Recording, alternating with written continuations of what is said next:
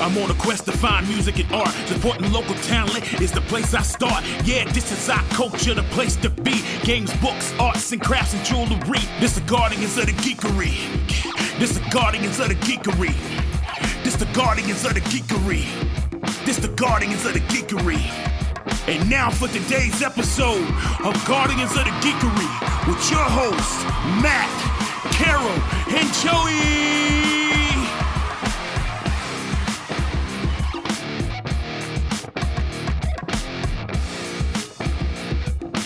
Hey, once again, we are here for the Guardians of the Geekery podcast, special Geekery Market 2025 edition. Geekery Market coming to you on beautiful November 15th. That is this Saturday, 10 a.m. to 4 p.m. at the Cabarrus Arena and Events Center.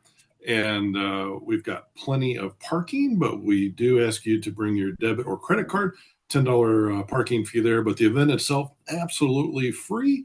We are collecting food for the Second Harvest Food Bank, and for that, please non-perishable food items and canned goods. Please don't bring your own green beans that you're getting ready for Thanksgiving or something like that.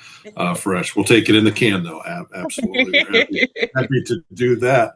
One of the things we're really excited about, this is our third year at the Cabarrus Arena and Event Center. So we're now 30,000 square feet of geeky goodness. It really, as Joey said, it really is like real life Etsy for geeks.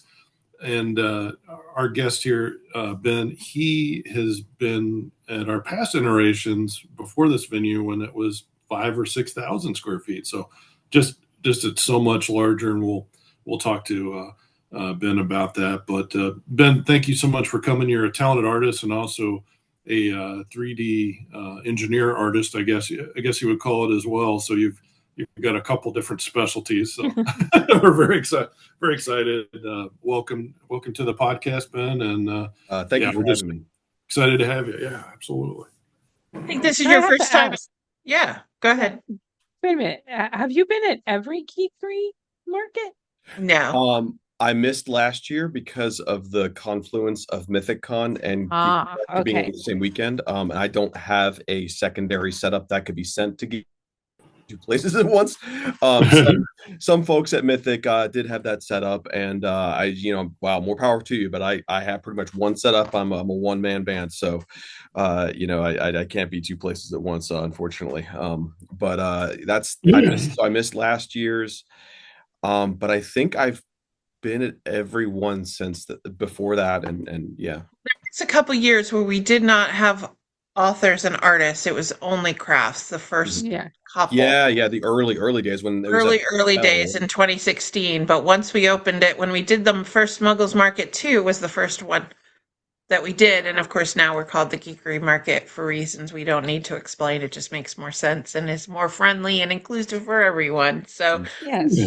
But yeah, Ben has been at every single one since that. Ben and I have had a love-hate relationship because Ben has such a plethora of quality art that he likes to bring to every show, and he wants you to see all of it. And I have a rule about how much space you can take up. Push the envelope, whatever it is, whatever space you give me, I'm gonna push that envelope. You are. So one of the things we do pride ourselves on is making sure that there's lots of space, and that has not always been available, has it been? It is not. We've been in some tight spaces, and part of it is because there's so many great artists, authors, crafters in the area, and we want to support them all, and we want you to be able to see them all. But sometimes when I'm trying to give one more artist one more space, I've been cramming you guys all together. But now we get to run around with our arms out open wide like Julie Andrews on The Sound of Music. So much space is always good.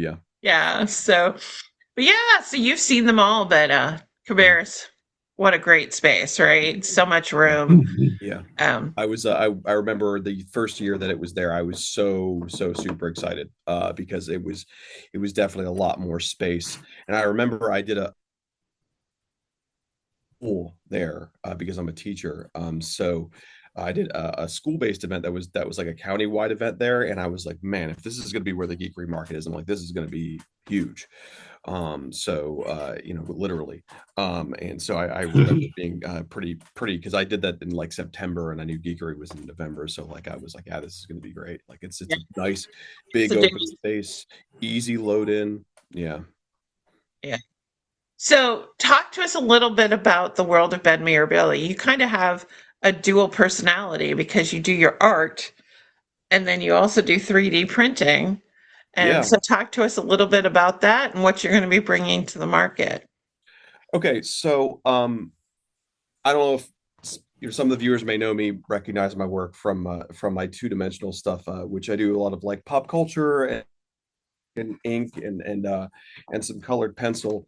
For those things, you might remember me from that. But I guess around 2020, I started during the pandemic. I started learning how to do digital sculpting, and then in a row that talked about how 2020 was such a pivotal change to your business. So it's true. It's true. But go ahead.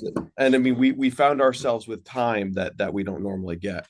And I had gotten into 3D printing before that. It was mostly printing other people's models and doing that sort of things. And those, no shade to people that do that. That's a lot of my models I make available for people to download for, and they can pay me a subscription to, have merchants rights to my models. And so like I get a lot of revenue from that side of the business. But for me, I've some of my friends on TikTok think it's hilarious because I call myself an artisanal 3D printer because I don't really like to print these massive production runs of stuff, and I'm always sculpting new things and adding new things.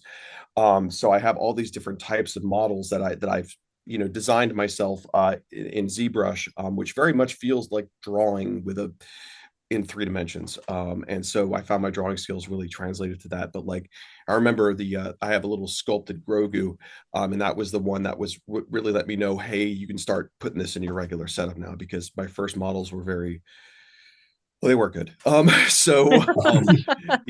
it takes a lot of patience when you're as old as I am to like start a new medium and have the patience with it to be crappy at it for a while, and not to be able to do the things that you are kind of expected to do, or the things that you want to be doing with a medium, and just kind of be patient and to continue to learn those things and get better and better and better. And it's been a really good like brain stretch for me, which is hard to get.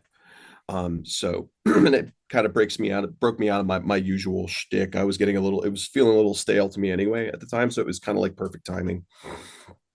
Yeah. I think people, I think people get frustrated with themselves. I know I get frustrated with myself when it comes to crafting because I anticipate being perfect at it right out the gate. And you have to allow yourself to be terrible at something before you get good at it. And that's a hard lesson to learn. It is very hard. It is very hard to just let it go and be like, okay, this is not going to be awesome. And even now I'm noticing that there are some models that I sculpted earlier that aren't as tight as my current ones, and I have to go back. And the nice thing about it is with digital sculpting, you can go back and remove pieces and you can put new pieces on and do that. It's a very malleable process, which I know is a little asinine to be saying about sculpting because that's where the word comes from. But like, it's a process that you can definitely go, if you're smart about how you save your files, you can go back and pull pieces off and put new pieces in where I have this knowledge thing now, and I can go back and change this model. Like this is a really good example of that. So this is one of my resin models. I'm going to close this door behind me real quick because we're getting some glare from that. Okay. Yeah. Nice. This is one of my resin models, and it was a very, I don't want to say an early sculpt, but it was one of the ones that I was like, okay, people at Mythic are really going to love this because it's a pretty classic D&D monster. But originally I had a bunch of like spiky things on the backs of these eyes, and it caused lots of problems with the printing because of the way it had to be supported. And so I basically re-engineered this model and I fixed the eye stalks to make them more smooth and take support better. But that's just something I just kind of learned in the process. That's cool. That's really cool. Yeah, well, Ben, as long as you don't get to be like George Lucas and Steven Spielberg, where they would go back and take the guns out of people's hands and put flashlights or walkie-talkies and things like that. I think this needs some some CG do-back lizards. That's what's there really, you go. really Yeah. That would really take it over the Just top. random people walking in the background. let us not forget the Han Solo twitch. Oh yeah. He ducked. I love it. Yeah, there's modifying your work to make it better, and then there's over modifying your work to make it worse. Yeah, absolutely. Sorry, George. Sorry, George. Yeah. That's what happens when you have no one questioning your judgment around you. Mm-hmm. Yes, that is brilliant. Yeah. Knowing when to stop is also a skill set. It really truly is. Well, and art, I think like thinking that you are immune to like criticism is where art goes to die. And like being able to take that criticism and find the value in it, regardless of how it's delivered, and then being able to kind of, okay, well, I need to relook at this. I mean, there's been so many times where I get criticism on something that I think is genius, and then after I take a breath and walk away from it and come back to it, and I'm like, you know what, they were right. Even though I've been at this for 30 plus years, it's still, you're still at a point where it's like no one is done growing. And I think as long as whomever delivers that critique knows how to deliver it in a way that's helpful rather than just, I mean, there's a difference between constructive criticism and then just someone just dogging your work. Like there's big differences there. So it just depends on how it's being delivered, and somebody can want to deliver criticism but not really know the proper vocabulary or the proper way to deliver that criticism in a way to make it productive. So I think it's a combination of how and who, right? Like who is giving you the criticism, random person off the street that is just, trying to tell you something because they don't want to buy your work that day, versus somebody who's like, hey, I really think this is great, but this might be a little bit better or that. I don't know. It's that combination. My art is the Geekery market. That's, I do other things, but that ends up being my baby, right? And there is that moment. Carol and I experienced it today when we were trying to figure out which booth was going to go where. And I really wanted to put a certain artist over here because it made sense with the other artists that were in there, but the size booth she had was not going to fit. And I finally had to have this moment where it's like, no, the double booths are over here. Don't mess with the layout. Messing with it. 3 weeks or 4 weeks before the event. Just stop. Just stop. But, you have to do that. And I think it's the same thing, too, with, I'm always looking at how I can make things better for the next time. I mean, you would want that in an event organizer, that somebody doesn't just say, well, this is the way we've always done it, because things change over time. But there is a time where you have to say, okay, we're going to do this version before we make any more edits. Let's go ahead and release this version, see how it pans out before we start over guessing ourselves. So I respect that you do that. I also respect something else about 3D printing, because let's be honest, 3D printing is becoming the crochet and jewelry of the craft and comic industry if you're not careful, right? There is a level. I love what you said about artisanal 3D printing, because there is a level of, hey, I got a 3D printer for Christmas that tries to go to these shows.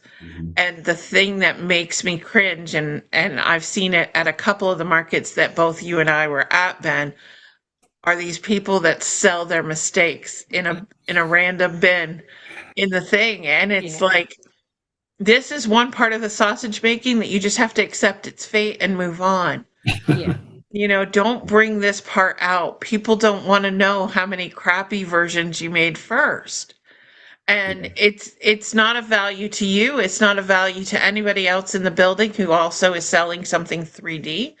Do it right or don't sell it. You know what I mean? Like, now I can understand if you were like, hey, I chipped a piece of pottery, and if you want to do mosaics, I'll pre-crack it for you, and here, take the crack or like somebody who makes a bad loaf of bread and makes breadcrumbs out of it. You're selling a different product, but don't take the product that you're selling and sell it in a discount bin right next to what you did. It's just not.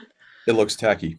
It looks tacky, and that's and there's people that were at those events that turn around and saw our event applied, and we were like, no, thank you, because I don't want you bringing that to the show. And I think it comes down to the reason that I appreciate the geekery market so much is because it is y'all take it, not only y'all take it seriously, but you all curate it. And that is a major boon. I feel like that's the thing that keeps, I mean, I'd keep coming anyway, but like, it keeps me definitely, if I see somebody that does something really cool, I make sure to turn them on to y'all, because I realize that like once they've applied, they are going to be considered not just for what they do or the time that they apply. They're going to be considered for what they do. And that's an important thing in this kind of corporate convention mill world that we're kind of all living in, where so many cons are just like about like, okay, you can buy this table and it's this amount of money. And if you have that, you can bring whatever you've got because you're just assuming all the risk. Whereas the geekery market feels much more like an experience versus something that's just like, okay, this is just a place you just go there and you buy things and like everyone can just put out whatever and it's not essentially an upscale flea market. It's really easy to sell tables if you're not interested in your vendors making money. If you're only interested in you making the money off the table. We actually want our vendors to have a good time, have a good festival or a good market. We want you to go home with very little in your bins because we want you to sell it. We want packing up to be much easier than unpacking because you only have a portion of what you brought with you. So and that becomes a difficult conversation because that means that we turn people down. People who are our friends, people that we run into on the circuit, people who maybe their process is a longer process, like an author, etc. And maybe they have one, product line, one storyline, one book series that they've written, and they're not going to have anything new for the market.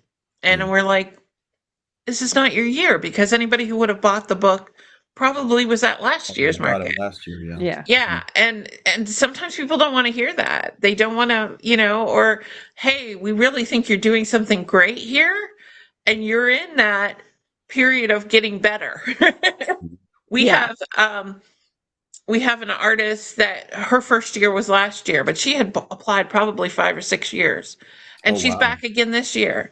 And it's because every time she would send us photos, one of the things we do is we ask you to send photos of your booth set up at events. And we could tell by the photos she was sending, she's not going to have enough product. She's going to people are going to walk by thinking, why is everybody rejecting this?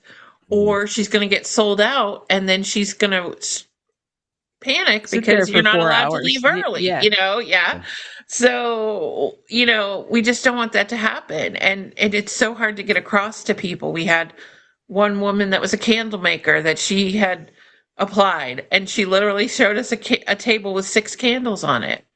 And I'm like, you don't understand the market you've applied for. 6 candles will last you the first 90 minutes. And then what are you going to do? Yeah, that's tough. So, but that's the thing. And I think that's one of the things that we appreciate about you is, yes, I tease you about how much stuff you bring, but you're constantly bringing new stuff to the market. Yes. So people are not going to be like, oh, I've already been to that booth and bought everything. Because you haven't. Ben is constantly creating something new. And I also appreciate, the 3D printing side, like you said, the modifications and stuff like that. And you were the first person that I reached out to when I saw that there was a 3D version of a mobility aid that would really help myself and my mother. I know you still have it, and I have to get it from you, but I'll probably be the market because our lives have been insane. But I'm so excited about it because it's something that I need with my disease, and something that also helps, seniors who have arthritis and stuff like that. And the fact that you could do it. In fact, I was yesterday I was driving around town dropping off postcards at a bunch of different retail locations because that's what you do when you're an event organizer. And one of the things I had one of our event organizers, Nick Crook, who does our board game nights and stuff throughout the year, came with me. And, one of the things you never notice until it applies to you or somebody you care about is mobility access to buildings as we're having to try to go in and out of these buildings. Mm-hmm. And a couple of the buildings, I wasn't going to pull out my wheelchair for every single one. It was the cane. And one of the stairs was literally, one of the steps was a half step and the next step was a step and a half. And literally I was like, how am I supposed to get up here? And, Nick's 45 in shape and everything, bounded up the stairs and then turned around and was like, holy heck, how are you going to do that? Right. And so one of the challenges is if I am in a wheelchair, how cobblestoney is the walkway that I'm about to go over. I've been to events that were literally, Matt and I went to an event that was for brain damaged individuals, to be able to ride around on horses as part of their therapy. So you would think most brain individuals are probably in some kind of chair. Mm-hmm. This should be an event that I should have accessibility in. And we had to leave after 5 minutes because I got stuck in cobblestone. But between those two things, the thing that popped into my head yesterday that I was saying to Nick was, I should talk to Ben Mirabelli about this because there should be some way that you could create a 3D printable roll up, call it the red carpet, so that when you have to go across some way, it could be something that I could clip to my chair and have this little 2-foot thing that I could unroll that depending on, because of the reticulation like that you do with the dragons and stuff like that, mm-hmm. that whether or not it needed to be taller, it could stack inside itself, be telescoping inside itself to help it get over, whether it be the entryway transom or something else, so that it would make a mini ramp for me so I could get over the smaller areas where, people are like, oh, well, if people can't get in, they can't get in. They can't get in. And I was like, but that's because you actually do not just print off what other people do. You create, you do that. And that's a skill set. It's just like Red Dog Crafts does the lasering of the wood products. Mm-hmm.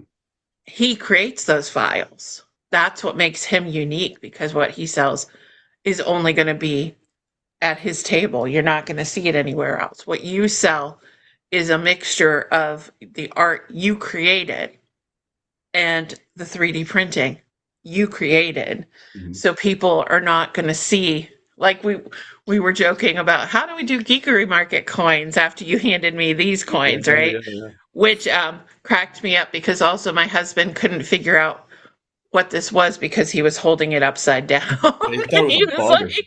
He's like, is this supposed to be for women's lib or something like that? Maybe it was a uterus or something. But anyway, he didn't realize it was a Mandalorian symbol. But so we appreciate that. All that to say, my very long-winded way of saying we appreciate you.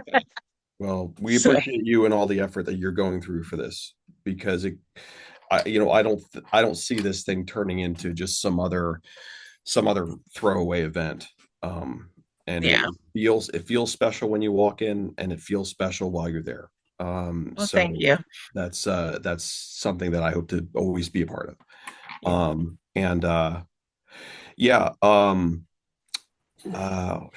I've actually been, like, I'm not going to say I've been turned away because of the 3D printing stuff, but like, people have actually categorized me as something besides an artist because I do the 3D stuff. Like, I'm not going to mention names, but like, someone basically put me, and I got charged more for my space because I was seen as a dealer versus an artist. And I'm like, but these are my own sculptures. Like, I sculpt these. And he's just like, well, no, you're doing 3D printed stuff. You're a dealer. You're not an artist. I'm like, cool. Glad we're making that distinction arbitrarily out of nowhere. So that was, it's been interesting. We actually pay attention. We actually look at your stuff. Yeah. Yeah. So that does make the difference. And we do have those conversations. Like right before we started the thing, I said, hey, there is another 3D printer, but let me show you. This is what they do. This is what you do. It doesn't look anything alike. Yeah. It's not the same market. Somebody coming to you is going to expect something different. But literally, that's what takes us hours to do the booth layout. Why people are like, "What's my booth number?" And I'm like, "I don't have it yet because we're still working still on it. trying to figure it out. It's color coded over here. I have purple for art and green for books and yellow for this and orange for food. And we do try to spread it out, make sure that you're going to sell well. So, it's all we do our jobs diligently. I've been to way too many craft fairs and festivals where it's arbitrary, where they just stuff people. Yeah. And you don't realize until it's set up. It's like you got 3 potters right in a row, and they're all selling the exact damn same near the same similar stuff. Yeah, like I ran into a particular convention, and they had 4 10 by 10s of 3D printers, and bam, bam, and I was like, oh my god, like this is ridiculous. So really, they're competing for color at this point. Like it's like, who has the brightest color stuff? Because they were printing the same models. They had the same stuff to offer, and it was just like, I was like, why would they do that? It's because they're just shoving them wherever. Like they're just looking at a name of the business and they're just plugging it in. Well, it comes down to, why are they having that room? Why is that room there? Yeah. The honest to goodness answer is, a lot of dealer rooms are not for the benefit of the seller. They're really not even for the benefit of the attendee. No, they're for the event. That's how the con is making their money. It's how the budget, how the con is able to pay for the other rooms, is through charging the space for the dealer room. And I think that's what makes the Geekery market different. Because first of all, we're a net zero event.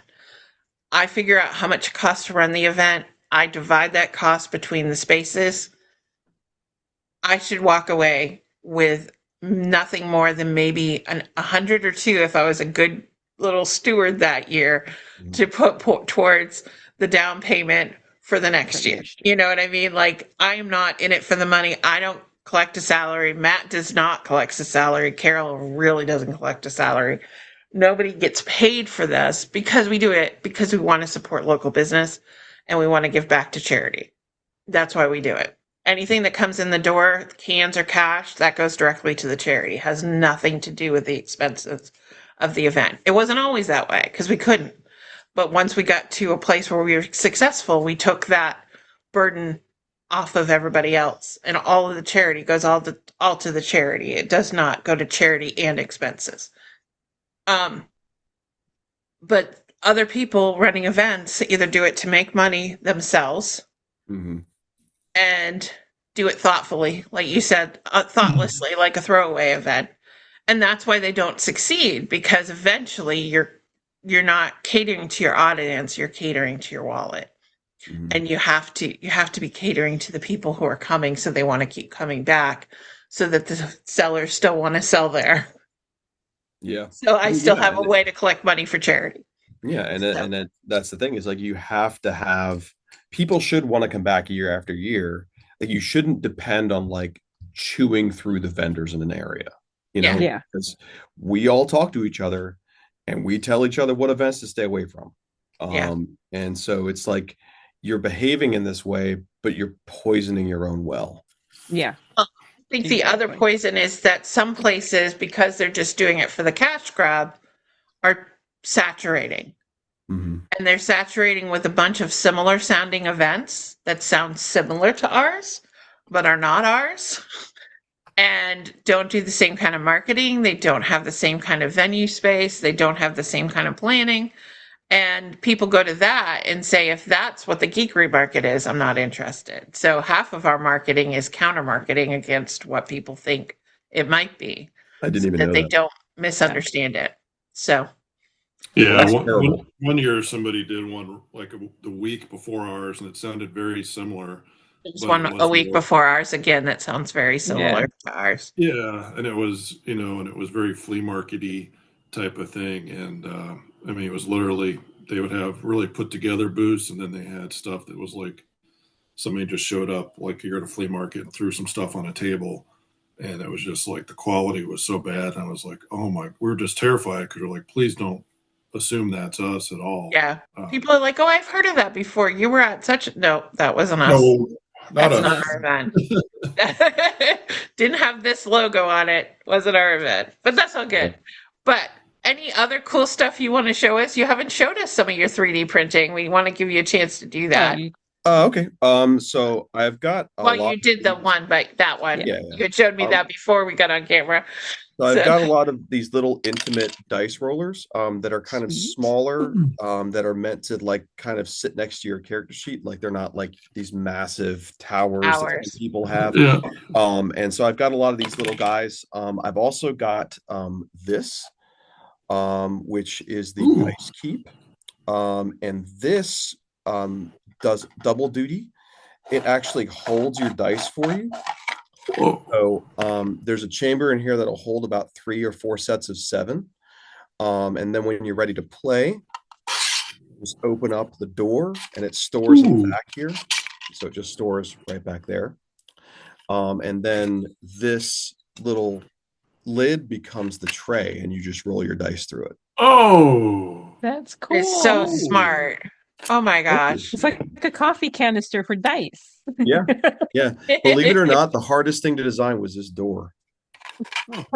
And once you got that down, you were good, right? Yeah. I had my workspace was like littered with them because they just it wasn't the right curvature, or it was too snug or too loose or whatever. But now, I mean, you see I'm turning it upside down and it ain't coming open. So your dice are not falling out of this. See, I've also got, I do have some of the dragons. But they are my own designs, which I'm gonna hold this close to the camera. You can see the face is really super detailed, which you don't see on a lot of these style things. And I mean, you can even see like the scale texture on the bottom segments, which, you see a lot of low polygon dragons that are kind of just like crystal or, like really just basic kind of stuff. So I try to, I don't know, like even if I'm doing something that's already kind of done, I like to do something with it that's kind of my own. And then I have these little fidget coins. So it's like a coin like the ones that Joey was showing off earlier, but it has it spins.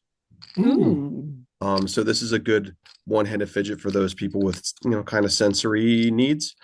It even has the little like ridges on the edge, so for people who like the little ouchies, you can kind of grab them like that, and it give you a little bit of a poke, being lightly stabbed. And I also have I have these D&D minis. So we've got this owl bear here, and I know I showed off my beholder earlier, but I'll pull that up again. So here's my little beholder boy. Yeah. So I'll probably have some of these that are pre-painted and some of them that are primed for people that like to paint minis. Like our good friend Wanda. Yes. Yeah. Yeah. So she does. That's all the stuff I kind of got at hand here. And about the George Lucas thing, this is kind of amusing. So this piece originally was only black and white, and so I went in and digitally added like the colorized spacey background to it. So that's one of those pieces that I did go in and computer generate some additional. We forgive back lizards though, so we're safe. Yeah. There's no additional people just floating in the background there. No little thing getting bonked on the head. So, but yeah, that's watch them. I still watch them though. I Oh yeah. I mean, yeah. There's nothing you can't even get the originals anymore. Like they pretty much. I think I have VHS tapes. Yeah. I think I have VHS tapes somewhere. If not the original, then the first time he messed with things. Yeah. There are so many iterations out there now. You'd be amazed. There really are. Yeah. They did that with Blade Runner, where there was like the original, then there was the producer's cut and the director's cut and the studio cut and all that kind of stuff. And the guy I was dating at the time made me watch all the versions before we watched the final cut. And I was like, I appreciate Blade Runner, but it's not that good a movie that I should have had to watch it 6 times. Yeah. Yeah, that's a tad ridiculous. Yeah, well, he was a purist, so he was like, you have to watch all the versions. I remember they sold all those versions and they had it in a collector's briefcase. And you could buy it was something like $250 at the time or whatever. Yeah, don't check for eBay don't check eBay for them now because they're much higher than that. Oh, I'm sure, but it was just like, looking for one. I like Blade Runner, but that's a little too crazy. Exactly. Like there's so many good things out there. I cannot be totally obsessed with just one thing. I just can't. Same. So, well, Ben, we cannot wait to see you in a couple weeks. I will be over to your booth, if nothing else, to grab my tabbies. Yeah. But I'm sure that I will see something else on there I'll need to get as well. If people want to go and check out some of your stuff beforehand, tell us some good places to find you. So the easiest thing to remember would be plastiforge.net. That's pretty much going to get you to my main website. And that's my handle on TikTok if you're on the TikTok. But that's only for my sculpture. My 2D stuff is all on Mirabelli Studios on Instagram. But yes, if you type in either mirabellistudios.net or plastiforge.net, that'll get you to where you're going to be. You'll get to my main website that way, or benmirabelli.com also works. We will have that in the show notes, but also if you're listening and you're like, Joey, I don't go to show notes, go to geekerymarket.com. You can click on the 2025 artisans for this year.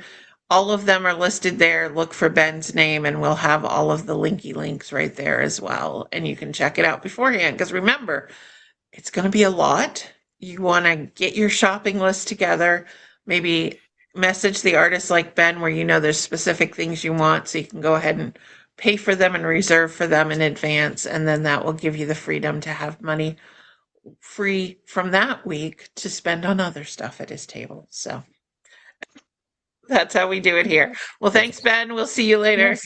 All right. Thank you so much. That was an episode of Guardians of the Geekery. Thank you for listening. Check us out at guardiansofthegeekery.com and stay tuned for more content.